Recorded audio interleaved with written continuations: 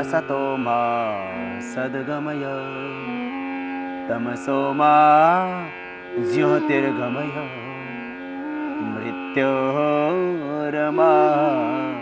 अमृतं गमय। ओम शांति शांति शांति। भारत की ऋषि संस्कृति में ऋग्वेद से चला आया योग का विज्ञान, जिससे हमारे पूर्वज ऋषि मुनियों ने दिया हमारी समस्त समस्याओं का प्रकृति से हमें समाधान।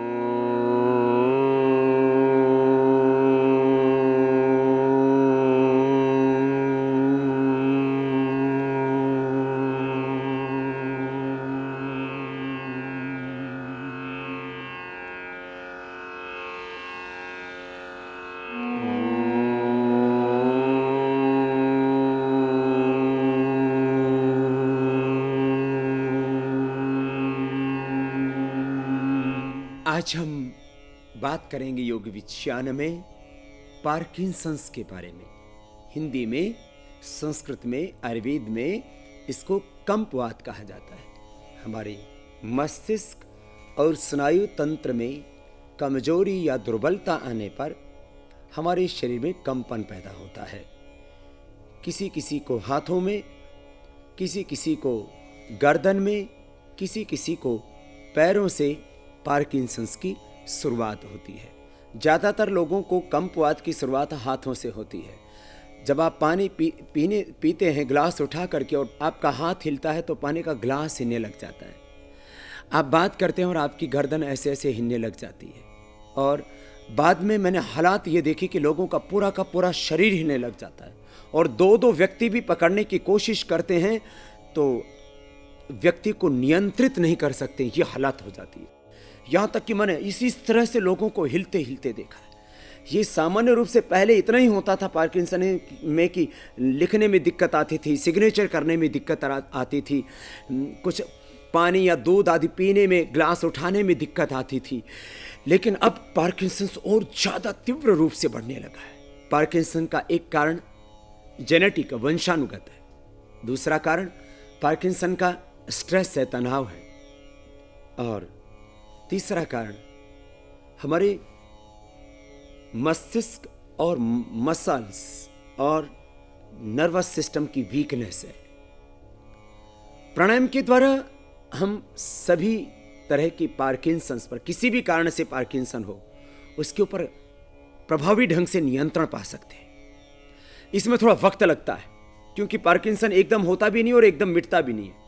पार्किंसन धीरे धीरे स्टार्ट होता है और यदि प्राणायाम करना शुरू कर दें, थोड़ा आहार पर नियंत्रण करें, तो पार्किंसन धीरे धीरे आपके नियंत्रण में आने लगता है और 1-2 वर्षों के बाद पार्किंसंस की डिजीज पूरी तरह से खत्म हो सकती है। हाँ, पार्किंसंस डिजीज के ऊपर हमने काफ़ी काम किया और हमने ये पाया कि भस्त्रिका प्राणायाम के करने से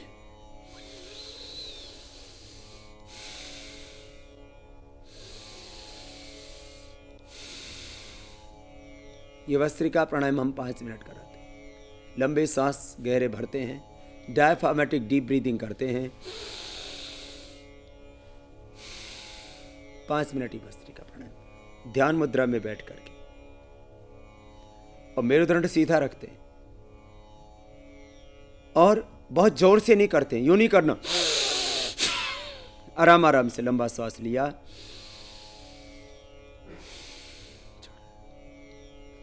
5 मिनट भस्त्रिका करने के बाद 15 से 20 मिनट कपालभाति।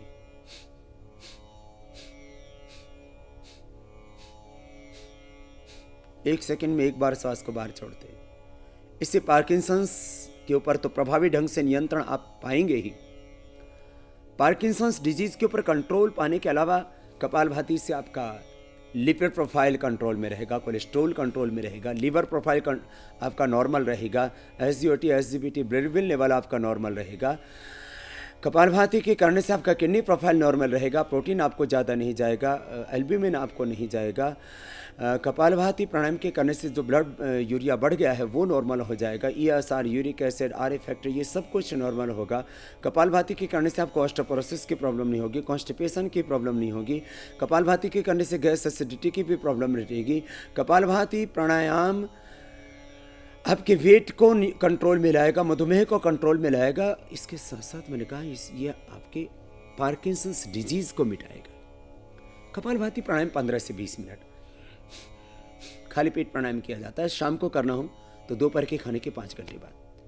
फिर इसके बाद बाह्य प्राणायाम या उज्जाई प्राणायाम विशेष रूप से उपयोगी नहीं होते हैं, लेकिन अनुलोम विलोम प्राणायाम जरूर करना। इससे 72,72,10,210 नाड़ियां आपके शरीर की शुद्ध हो जाती हैं और उनको प्राणायाम से शक्ति मिल जाती है। शक्ति का संचय, अशुद्धि का क्षय, यही है योग का लक्ष्य।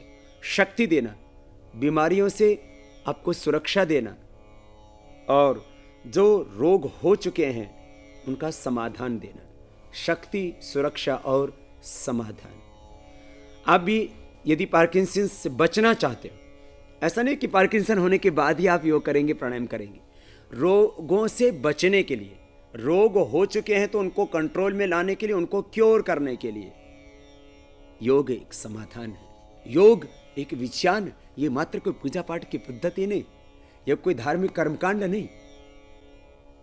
अनुलोम विलोम आप जब प्राणायाम करेंगे,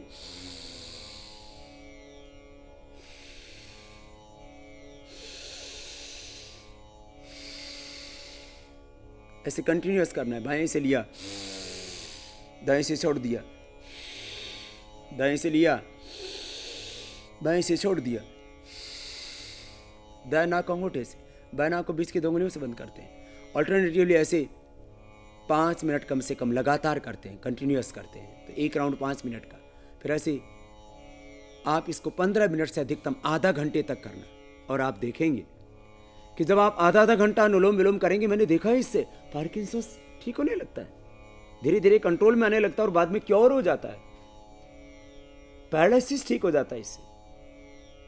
यहां तक कि पोलियो के रोगों को मैंने करवाया तो पाया कि इससे नए मसल्स आ जाते हैं। बहुत अद्भुत है। अनुलोम विलोम के बाद भ्रामरी प्राणायाम भी पार्किंसंस के लिए बहुत जरूरी है।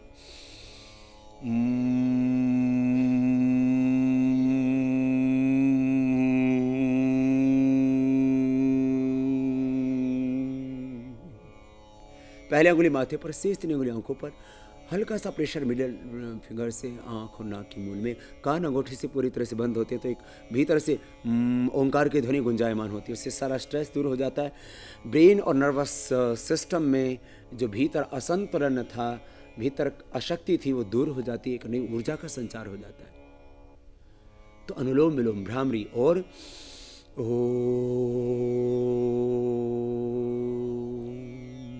ये उद्गीत प्राणायाम।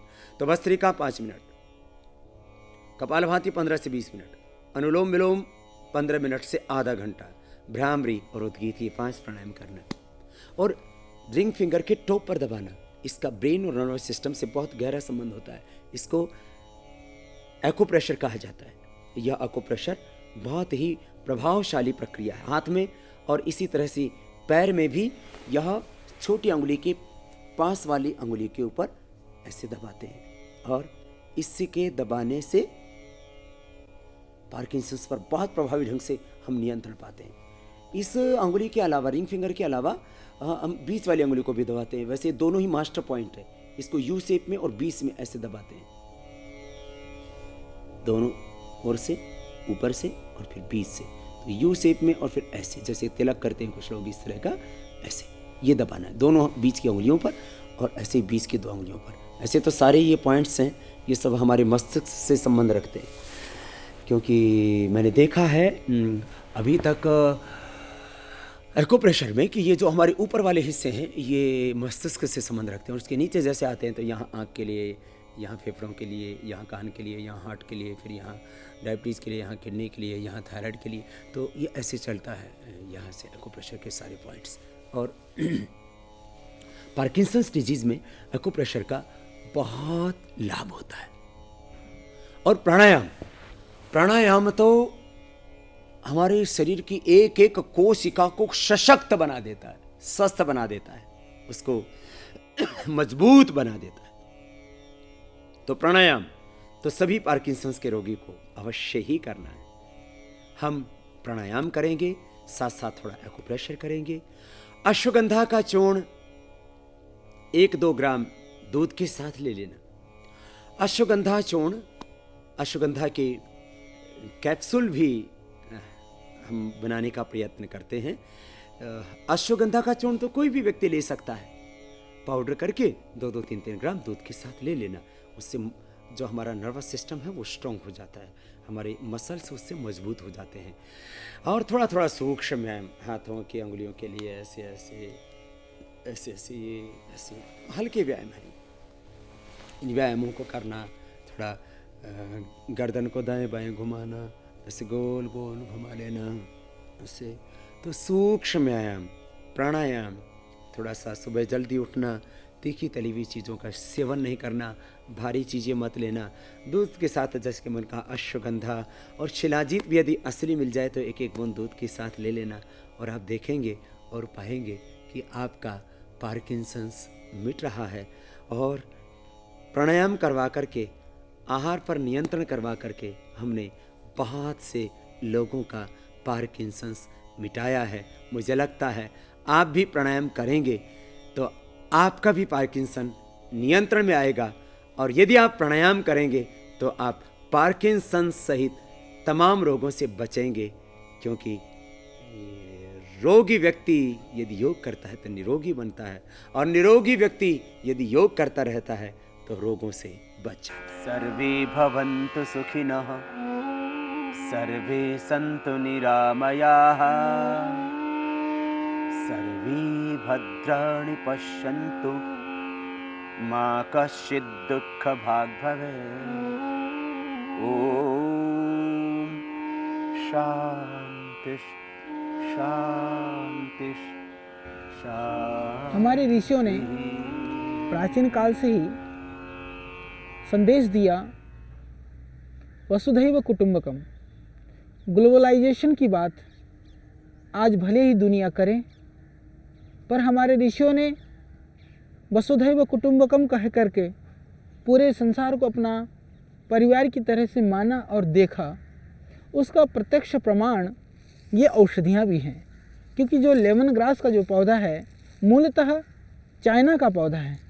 चीन से यह पौधा हमारे देश में आया, और उस समय पर यह हजारों वर्ष पहले जब आयुर्वेद का प्रचलन बढ़ा तो हमारे देश के अंदर इसका प्रयोग भी ऋषियों ने हमारे लिए बताया कि किस तरह से यह पौधा उपकारी है। तो लेमन ग्रास, इससे ही आप समझ रहे होंगे कि यह पौधा जो है नींबू की तरह से इसके अंदर से खुशबू आती है, भीनी भीनी नींबू की जैसी खुशबू की वजह से इसको लेमन ग्रास कहा गया। तो यह घास यह सब जगह लगता है और यह हरा भरा रहता है, तो ये घर की सुंदरता के लिए भी आप लगा सकते हैं। विशेष करके इसका जो प्रयोग है, लेमन ग्रास का जो ऑयल है वह किसी भी तरह का जो दर्द का शमन करने वाला कोई भी तेल है या कोई भी औषधि है उसके अंदर आप मिला करके मालिश करते हैं तो उससे दर्द में जल्दी लाभ होता है। और जो दांतों की समस्या है, मसूड़ों की जो प्रॉब्लम है, उसके लिए भी लेमन ग्रास ऑयल आप यदि किसी भी तरह के मंजन के अंदर थोड़ा सा आप 1-2 बूंद मिला करके यदि मंजन करते हैं तो वह उससे मसूड़ों को ताकत देगा। और इसकी वजह से जो मुख की दुर्गंध है, आज दुनिया की एक बहुत बड़ी समस्या है मुख दुर्गंध की। मुख दुर्गंध के लिए हालांकि हमारे यहाँ हम लोग दिव्य दंत मंजन बनाते हैं, हमारे यहाँ खदिरादी वटी मिलती है जो आप चूस भी सकते हैं, गले की खराबी और मुख का दुर्गंध भी उससे दूर होता है। परंतु यदि लेमन ग्रास ऑयल यदि उस मंजन के अंदर 1-2 बूंद मिला करके यदि आप करते हैं तो उससे जो मुख दुर्गंध है या जो गम्स की प्रॉब्लम है, दांतों की जो समस्या है, उसके लिए यह बहुत ही मुरीद है, बहुत ही कारगर है, बहुत ही उपयोगी है।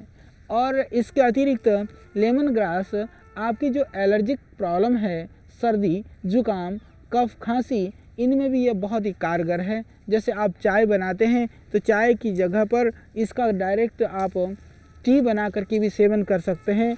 इनके कुछ पत्तियों को आप तोड़ करके फिर उसको काट करके यदि आप डाल के पानी में उबाल करके पीते हैं तो भीनी भीनी नींबू की खुशबू वाला चाय आपको मिल जाएगा और वह काढ़ा आपके सर्दी जुकाम के लिए भी अत्यंत लाभकारी होगा। तो चाय के रूप में आप इस लेमन ग्रास का प्रयोग कर सकते हैं।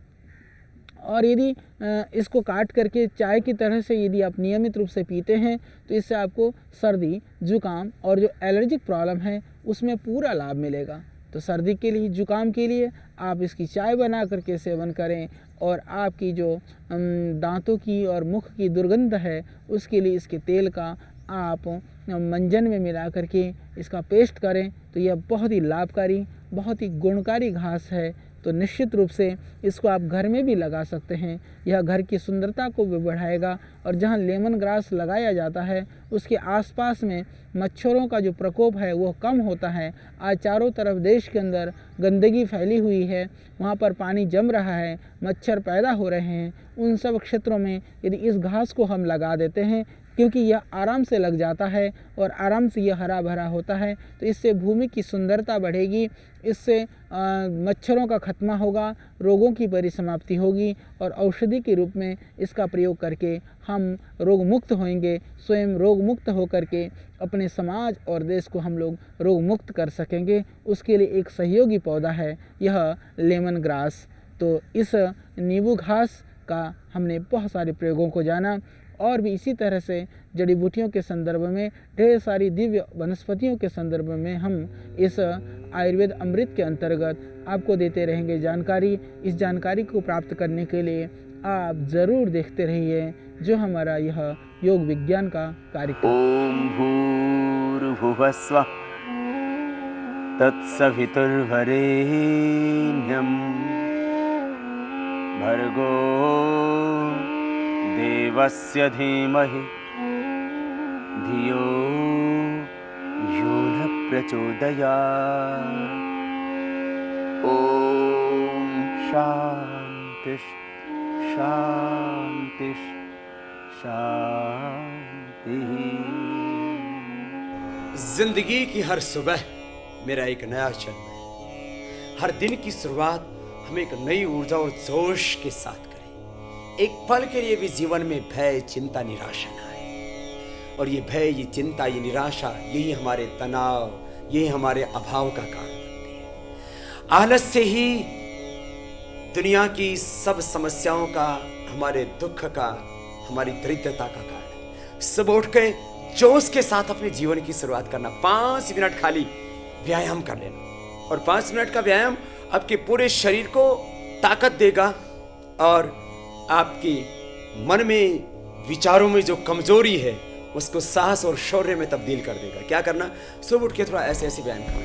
देखो ये कितना हल्का व्यायाम है, ना आपको कहीं मॉर्निंग वॉक पर जाने की जरूरत, ना कहीं स्विमिंग पूल में जा करके नहाने की जरूरत। आप बस ऐसे करना, 5 मिनट ऐसे कर लेना। एक और इसका दूसरा अभ्यास है थोड़ा हाथों को ऊपर उठाना और पैरों को भी पीछे कुल्ले से लगा देना। ये दूसरा और तीसरा पोज फिर दोनों हाथ कमर के दोनों साइड में लगा के एक एक पैर को ऊपर उठाना और छाती से लगाना ऐसे। और इसको फास्ट करेंगे तो ऐसे हो जाएगा। ये तीसरा पोज और इस तीसरे पोज के साथ फिर चौथा पोज ऐसे ऐसे ऐसे ऐसे। ये चौथा पोज। एक एक पोज को ऐसे 1-1 मिनट कर सकते हैं। बस 1-1 मिनट सब हो ना पाएंगे, आधा मिनट भी कर लेंगे तो 5-6 मिनट में पूरे शरीर का पूरा व्यायाम हो जाएगा। ये चौथा पोज। और पांचवें पोज के लिए दोनों हाथ सामने आ जाएंगे और हम दाहिनी ओर बैठने की कोशिश करेंगे धीरे धीरे। फिर बाईं ओर बैठेंगे ऐसे आराम से। जब कुछ दिनों के बाद आपके शरीर में मजबूती आ जाएगी तो आप पूरे बैठ पाएंगे ऐसे ऐसे और ऐसे। ये 5वां पोज। और ये इस 5वें पोज के बाद 6ठा पोज, दोनों हाथ कमर के दोनों साइड में और दाहिने पैर पर ऐसे बैठते हैं। ये हर एंगल से शरीर की प्रत्येक कोशिका को, शरीर के प्रत्येक मसल्स को ताकत देना है। व्यायाम का उद्देश्य होता है शरीर की मांसपेशियों को ताकत देना, शरीर को सुंदर सुडौल आकर्षक बनाना, बॉडी को शेप में लाना। हर आदमी को फिगर्स की फिक्र रहती है, मैं खूबसूरत दिखूं। तो योग के ये व्यायाम के अभ्यास, 7वां अभ्यास